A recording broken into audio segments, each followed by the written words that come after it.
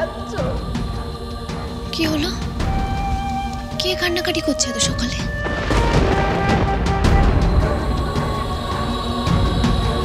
ওরে ওরে পৌঁছালি মা, যাস না মা, যাস না মা, যাস না।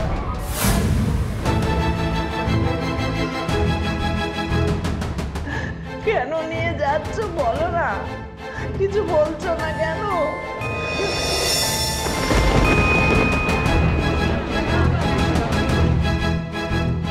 কি হলো বন্ধু দিদির? এমন কি শরীর খারাপ করলো যে হাসপাতালে নিয়ে যেতে হচ্ছে? আমি একবার গিয়ে দেখবো।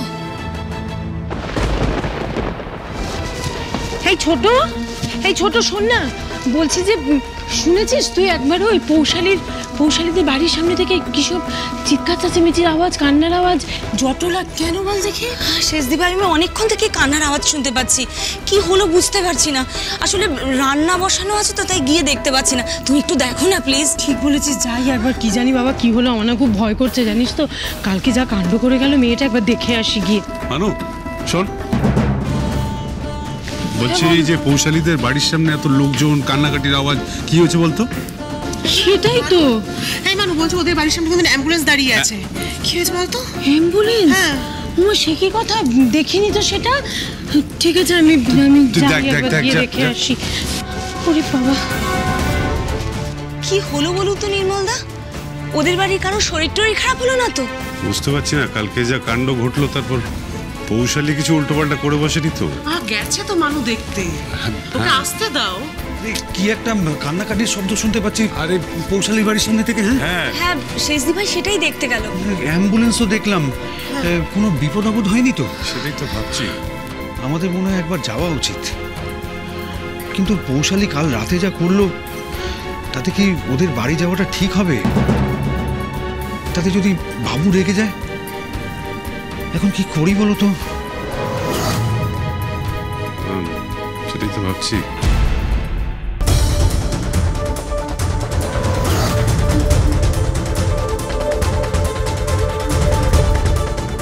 কি হলো? আমি আটকালি কেন? ওরে, আমি জানি তুমি কোথায় যাচ্ছ। তুমি যাবে না।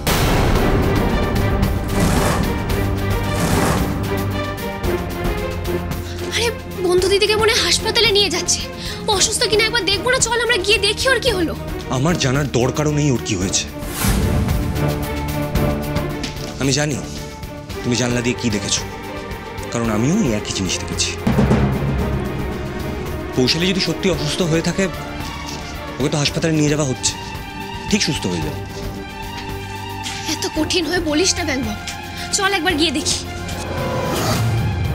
বললাম তো না, তোমার আর আমার দুজনেরই যাওয়ার কোনো প্রয়োজন নেই। ব্যাংক বাবু, ও তোর ছোটবেলার বন্ধু, ওর কিছু হলে তোর খারাপ লাগবে না?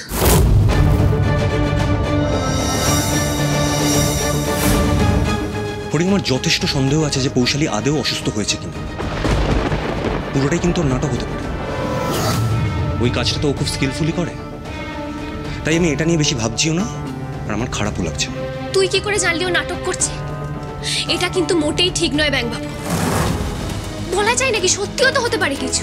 যদি সত্যি শরীর খারাপ হয়েও থাকে, তাহলেও তুমি যাবে না। এর মধ্যে ভুলে গেলে যে কাল রাতে কি ঘটনা ঘটলো, তোমার আর তোমার মায়ের সঙ্গে ও কি করেছে।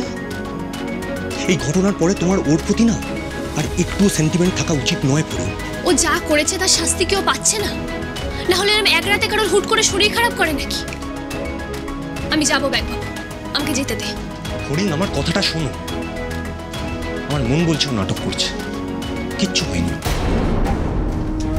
আর সচরাচর আমার মন ভুল কথা বলে না। ফরিং, পৌশালীকে তো আমি ছোটবেলা থেকে চিনি। ও আমার প্রতি কি ফিল করে আমি জানি না, কিন্তু সেটাকে আমি ভালোবাসা বলে মনে করি না। আমি সেটাকে ডিস্টারবেন্স বলেই মনে করি। অনেক প্রবলেম ক্রিয়েট করেছে আমার আর তোমার জীবনে। তাই এত কিছুর পর ওর প্রতি আর এতটুকু সেন্টিমেন্ট আমার অবশিষ্ট নেই। ফরিং, সে নয় হলো, কিন্তু বন্ধু দিদি যদি নাটকই করবে তাহলে অ্যাম্বুলেন্স আসবে কেন? আর ওর মাই বা কেন কাঁদবে এভাবে? দেখ, আমার কিন্তু মনে হয় না বন্ধু দিদি নাটক করছে। ওর নিশ্চয়ই কিছু একটা হয়েছে। আমার মনটা খুব খুঁতখুত করছে ব্যাংক বাবু, আমাকে একবার যেতে হবে। ফড়িং, ফড়িং শোনো আমার কথাটা। এই মেয়েটা আমার একটাও কথা শোনে না। এই পৌশালীকে আমি একটুও বিশ্বাস করি না। জানি না এটা আবার ওর কোন নতুন চাল। বাবা, কি ব্যাপার বলো তো? কি হয়েছে? পৌশালীর বাড়ির সামনে অত ভিড়, অত লোকজন জড়ো হয়েছে, কি হয়েছে? সর্বনাশ হয়ে গেছে গো, সর্বনাশ হয়ে গেছে। ও ঠাকুরপো, বিরাট বড় সর্বনাশ হয়েছে পৌশালীর বাড়িতে। কি হয়েছে? তাপসদার কিছু হলো নাকি? না না না, আমিও প্রথমে সেটাই ভেবেছিলাম যে হয়তো তাপসদার কিছু হয়েছে। গিয়ে দেখি না, পৌশালীর মাথা খারাপ হয়ে গেছে, একেবারে মাথাটা খারাপ হয়ে গেছে মেয়েটার। এই কি যাতা বলছিস? এটা সুস্থ সবল মেয়ে হঠাৎ করে মাথা খারাপ হয়ে যাবে কেন? হ্যাঁ সেটাই তো বলছি বৌদি, তুমি জাস্ট ভাবো একবার। দাদামণি, দাদামণি, তুমি ভাবতে পারছো ওইটুকুনি একটা মেয়ের এরকম একটা কাণ্ড হলো? কি হবে বলো তো মেয়েটার ভবিষ্যৎ? আমি তো ভাবতেও পারছি না। বাবা, ফড়িংয়ের এক থাপ্পড়ে নাকি পৌশালীদি পাগলই হয়ে গেল। বাবিয়া, বাবিয়া, একদম কিন্তু এটা হাসির বিষয় নয়, ইয়ার্কিরও না। আমি নিজের চোখে দেখে এলাম যে অ্যাসাইলাম থেকে অ্যাম্বুলেন্স এসছে। গতকাল বাড়ি ফেরার পরে নাকি ওর মাথার গন্ডগোল দেখা দিয়েছিল। ওর মা না কেঁদে কেঁদে বলছে যে ও নাকি ঘরে দরজা বন্ধ করে সারা রাত খালি মাথা ঠুকেছে আর আপন মনে বিড়বিড় করে গেছে। অনেকবার ওকে বলেছে যে দরজাটা খোল, ও কিছুতেই খোলেনি, কিছুতেই না। তারপরে কোনো উপায় না দেখে ওরা নিজেরা জোর করে খুলেছে দরজাটা। তখন দেখছে যে ও পা ছড়িয়ে বসে ফ্যাল ফ্যাল করে সবার দিকে তাকিয়ে আছে, কাউকে চিনতে পারছে না। হ্যাঁ, তারপরে বুঝলে দাদামণি, তারপরে ওরা ভোর রাত্রিবেলা ডাক্তারকে খবর দিয়েছে। ডাক্তার এসে বলেছে যে এখনই হসপিটালে দিতে হবে, আর কোনো উপায় নেই। কি যে হলো না মেয়েটা, ভাবো বৌদি, এইটুকু একটা মেয়ে, ওর একটা ভবিষ্যৎ পড়ে আছে, কি হবে বলো তো? কি এমন হলো যে একেবারে অ্যাসাইলামে ভর্তি করতে হবে? সেটাই তো ঠাকুরপো, আমি কিছুতেই বুঝতে পারছি না যে কি হয়ে গেল এটা। ওরকম একটা ফুটফুটে সুন্দর শিক্ষিত মেয়ে, সব কিছু হয়েছে ফড়িংয়েরই জন্য। ওই তো ফড়িং, ও আবার কোথায় যাচ্ছে? আরে ফড়িং, ফড়িং, ফড়িং, কোথায় চললো এই মেয়ে? আবার না জানি কি কাণ্ড বাঁধাবে, আমি একবার গিয়ে দেখি। ফড়িং,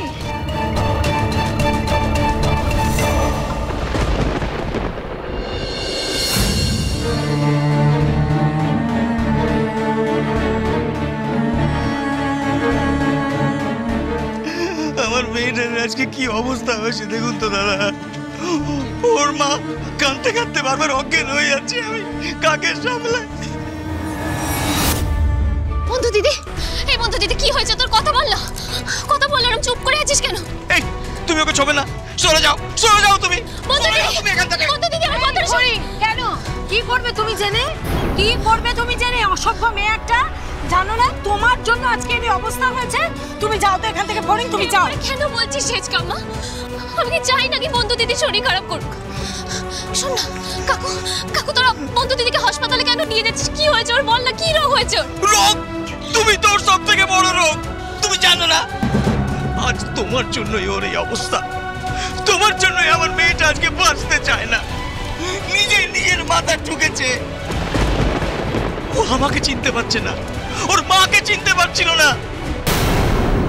এত অসভ্যতা করেছো তোমরা ওর সঙ্গে, তুমি এত খারাপ ব্যবহার করেছো যে আঘাত পেয়ে পেয়ে আমার মেয়েটা আজ পাথর হয়ে গেছে, একটা কথা বলছে না। কাল তোমাদের বাড়ি থেকে এসে আমার এই অবস্থা হয়েছে। ঠিক বলছেন দাদা, আপনি একেবারে ঠিক কথা বলছেন, কোনো ভুল নেই এতে। ফড়িং, তুমি কালকে পৌশালীকে যেভাবে হেনস্থা করেছো না, তার জন্যই আজকে ওর এটা হলো, কিন্তু মাথায় রেখো। শেজকাম্মা, আমি হেনস্থা করেছি আগে? বন্ধু দিদি তো আগে আমার মাকে আর আমাকে উল্টো পাল্টা কথা। একদম চুপ, একদম চুপ, কিচ্ছু করো না। না তুমি এমনি এমনি এমনি এমনি আমাদের বাড়ির লোকগুলোর প্রাণ একেবারে ওষ্ঠাগত হয়ে উঠছে। একটা শিক্ষিত সুন্দর মেয়ে, কি হালটা তুমি করেছো নিজে। দেখো দেখো দেখো, তোমার মতো একটা অশিক্ষিত গাইয়া, একটা ঝগড়ুটে মেয়ের সঙ্গে পৌশালী পারবে কি করে? তাই তো ওর মনের উপরে একটা চাপ পড়েছে, বুঝছো না? বুঝছো না সেটা?